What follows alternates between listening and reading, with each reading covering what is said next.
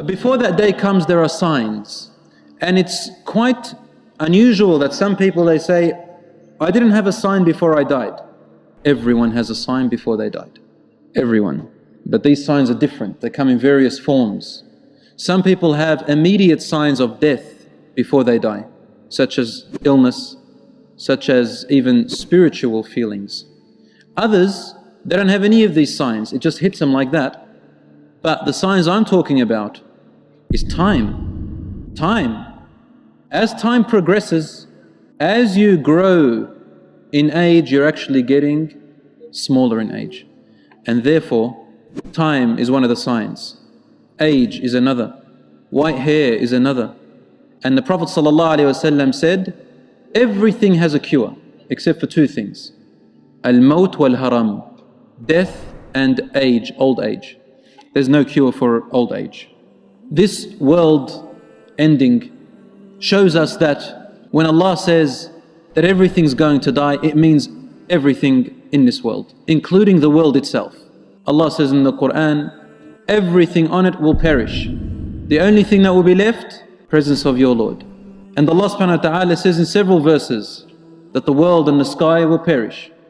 And the Prophet ﷺ used to say, Ad-dunya faniya, the world is going to perish. A man asked him again, when is the last hour? He said, don't ask about that, what have you prepared for it? But the point is, they're asking because the Prophet had told them ﷺ, the world's going to end. Allah says, the earth, the world and the sky will be changed. From the world and the sky you knew once to another world and sky. Meaning Allah's going to destroy it and recreate another, different to it. And Allah subhanahu wa ta'ala, He replies to those who deny the end and resurrection. So Allah subhanahu wa ta'ala says, look at the way we created the life as an example of how we are going to resurrect you. Look at how He sends winds and clouds as a good sign for you. When the clouds fill up, we take it to a land that is dead, nothing, it's dry, drought. And from it we bring back life of fruits. كذلك, just like that, Allah says, كذلك, just like that or similar to that, we will raise the dead people. And Allah says, كلا لتبعثن, behold, you shall be resurrected. The signs are many. There are minor signs and major signs. As for the minor signs, they began the minor signs of the closeness of the world's end, the death of the Prophet ﷺ. Naam, his death.